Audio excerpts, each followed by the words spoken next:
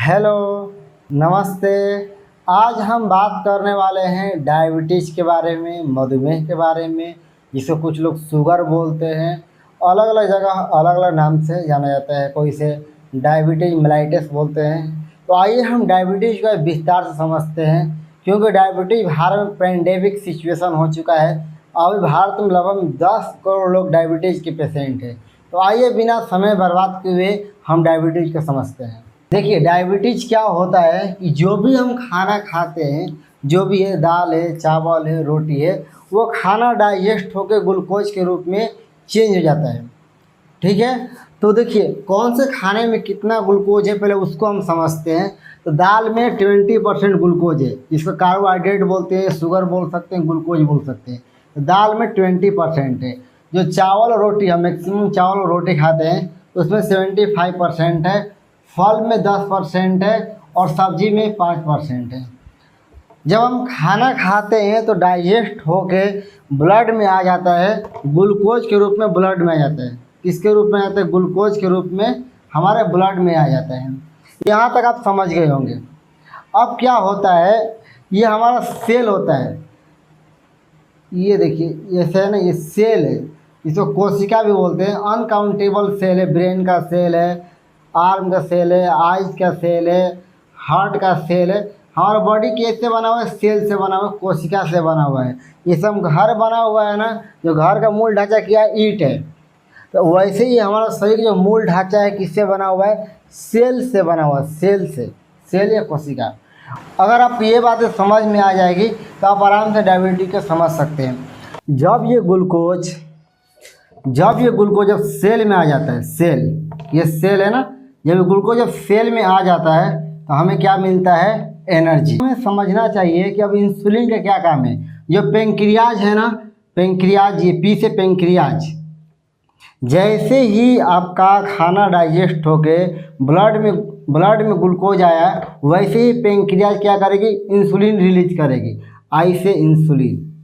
देखिए, आई से इंसुलिन का मेन काम क्या है कि जो लॉक लगा हुआ है ना, जैसे लॉक है ना, इस लॉक को खोल देती है। ये लॉक को खोलने में हेल्प करती है। इंसुलिन का मेन काम क्या है? जो सेल में लॉक लगा हुआ है उसको खोलती है, उसको बोलते हैं सेल रिसेप्टर। ये इंसुलिन आएगी और सेल रिसेप्टर को खोल देगी। जैसे ही सेल रिसेप्टर को खोल देगी तो ग्लूकोज किस में आ गया? सेल में आ गया। ग्लूकोज किस में आ गया? सेल में आ गया, कोशिका में आ गया, और हमें एनर्जी मिलना शुरू हो जाता है। तो शुगर में क्या होता है? जो इंसुलिन है ना, शुगर में क्या होता है? इंसुलिन है, आई से इंसुलिन, वो रिसेप्टर नहीं खोल पाता है, इस लॉक को नहीं खोल पाएगा। इंसुलिन एक प्रकार की चाबी है। क्या है? इंसुलिन एक प्रकार की चाबी है। ये इंसुलिन इसको खोल नहीं पाएगा, इंसुलिन इसको खोल नहीं पाएगा। इंसुलिन क्या करेगा? सेल के दरवाज़ा को नहीं खोल पाएगा। इंसुलिन में काम क्या करती है कि सेल के दरवाज़ा को ओपन कर देती है। यहाँ तक समझ में आएगा? क्लियर समझिए आप। डायबिटीज़ में क्या हो गया कि जब इंसुलिन जब सेल रिसेप्टर को प्रॉपर नहीं खोल पाता है तो क्या होता है कि जो शुगर है इसमें जाना चाहिए था, इसमें जाना चाहिए था, इसमें तो नहीं जा पाया, इसमें नहीं गया तो क्या होगा? वो ब्लड में घूमता ही रहेगा। क्या होगा? वो ब्लड में घूमता ही रहेगा। इसीलिए बोलते हैं कि इनका ब्लड ग्लूकोज बढ़ गया। समझ में आया? तभी बोलते हैं ब्लड शुगर। इसलिए मतलब ब्लड शुगर बढ़ गया, मतलब जो शुगर है सेल में नहीं जाके किस में ट्रेवल कर रहा है? आपका ब्लड में ट्रेवल कर रहा है, इसलिए इसको बोलते हैं ब्लड शुगर बढ़ गया। अब आइए थोड़ा सा और समझते हैं। ये K4 हो गया किडनी। कैसे? किडनी। ठीक है, किडनी मेन काम क्या करता है? शरीर में फिल्टर का काम करता है। देखिएगा, अरे ब्लड में ग्लूकोज ज़्यादा है, ग्लूकोज होना चाहिए था ब्लड में 120, देख रहे कि अरे ब्लड में शुगर हो गया 400। कितना हो गया? 400 हो गया है। तो अब क्या करेगा? किडनी बोलेगा, ग्लूकोज मेरे पास आओ, मेरे पास आओ। ज़्यादा रहोगे ना तो शरीर खराब कर दोगे। तो किडनी फटाफट एक्स्ट्रा शुगर को 120 से जितना एक्स्ट्रा है फटाफट अपने तरफ बुलाएगा। किडनी, अरे इधर आ, हे ग्लूकोज इधर आओ, हे ग्लूकोज इधर आओ। और बुला के किडनी अपने पास बुला लेगा। और बुलाने के बाद किडनी अपने पास नहीं रखेगा, क्या करेगा? इसको यूरिन के थ्रू बाहर निकाल देगा। इसीलिए जो डायबिटीज के पेशेंट होते हैं उनको बार बार मूत्र विसर्जन होता है, बार बार वो मूत्र विसर्जन करेंगे। चल गया होगा आपको कि जो डायबिटीज के पेशेंट है बार बार मूत्र विसर्जन क्यों करते हैं? क्योंकि जो एक्स्ट्रा शुगर है वो किडनी क्या करती है, यूरिन के रास्ते बार बार शरीर से बाहर निकालती है। जब आदमी बार बार मूत्र विसर्जन करेगा तो क्या होगा, उसके अंदर प्यास ज़्यादा लगेगी। भाई बार बार कोई पेशाब करेगा, बार बार मूतेगा, बार बार मूत्र विसर्जन करेगा तो उसको प्यास तो लगेगी, स्वाभाविक सी बात है। इसीलिए क्या होता है, डायबिटिक पेशेंट का मुंह सूखने लगता है, और मुंह सूखेगा तो चक्कर आएगा, इसलिए डायबिटिक पेशेंट को चक्कर आना शुरू हो जाता है। यहाँ तक क्लियर हो गया आपको? अब आइए और हम इसको डिटेल्स में समझते हैं। देखिए जो ग्लूकोज है ना, इसमें जाना चाहिए था, किसमें जाना चाहिए था, सेल में जाना चाहिए था।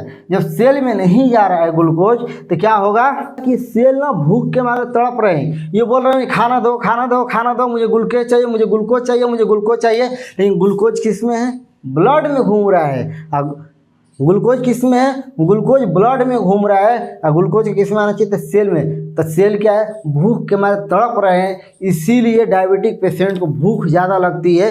ये हमेशा ब्रेन को सिग्नल भेजते हैं कि भाई हम भूखे हैं, हम भूखे हैं, हमें खाना दो खाना दो। लेकिन खाना तो है ही नहीं, भूखे हैं, ग्लूकोज नहीं है, तो ब्रेन को सिग्नल भेजेंगे बार बार, इसलिए डायबिटिक पेशेंट को भूख ज़्यादा लगती है। तो एक चीज़ और नोटिस किए होंगे, जो डायबिटिक पेशेंट है कुछ समय के बाद उनका जो शरीर है कमज़ोर होने लगता है, और धीरे धीरे उनका वेट लॉस हो जाता है ऑटोमेटिक। क्यों वेट लॉस होता है कि जो सेल में जो ग्लूकोज जाना चाहिए वो ग्लूकोज तो है ही नहीं उनके पास, तो फैट को FAT फैट को गला के वो ग्लूकोज में कन्वर्ट करके एनर्जी लेना शुरू कर देते हैं। इसीलिए उनका धीरे धीरे वेट लॉस हो जाता है। देखेंगे कि एकदम पतला हो गए, धीरे धीरे से एकदम पतले हो गए, कमज़ोर हो गए, और शरीर में एनर्जी नहीं है। अब फैट जब मेल्ट होता है तो शरीर में बहुत खतरनाक केमिकल निकलता है, जिसको कीटो बोलते हैं, कीटो। तो इसी से एक बीमारी बनती है कीटोन डायबिटीज एसिडोसिस। कीटो डायबिटीज एसिडोसिस एक बहुत खतरनाक बीमारी है। खैर बहुत ज़्यादा हम डिटेल्स में नहीं जाएंगे। कुछ समय के बाद क्या होता है कि जो ब्रेन के सेल हैं डैमेज हो जाते हैं, कुछ सेल मर जाते हैं, कुछ कोशिकाएं मर जाती है। ब्रेन का जो मेन काम है वो काम करना कम कर देता है। देखेंगे डायबिटीज के जो पेशेंट होते हैं कुछ समय के बाद वो चप्पल पहने हैं नहीं पहने हैं उनको पता ही नहीं है। कांटा चुभ गया तो नहीं पता है, अगर थोड़ा पैर जल गया तो नहीं पता है। क्यों नहीं पता है कि ब्रेन जो सिग्नल देता है वो सिग्नल धीरे धीरे बंद कर देता है। इसीलिए डायबिटीज के जो पेशेंट होते हैं, जैसे ज़्यादा एज होता है तो उनको कई सारे मानसिक बीमारियां शुरू होती है, जैसे डिमेंशिया, अल्जाइमर, ETC। जो डायबिटीज के जो पेशेंट है उनको साइलेंट हार्ट अटैक आता है। साइलेंट हार्ट अटैक क्यों आता है कि जब ब्रेन नहीं काम करता है, तो जब हार्ट अटैक का जब हार्ट अटैक जब पेन उठता है तो ब्रेन उस चीज़ को फील नहीं कर पाता है। इसीलिए जब हार्ट अटैक होता है एकदम साइलेंट हार्ट अटैक होगा, गोलगप्पे खाते खाते खाते मर जाते हैं और पता नहीं चलता है, और बहुत दुखद घटना हो जाती है।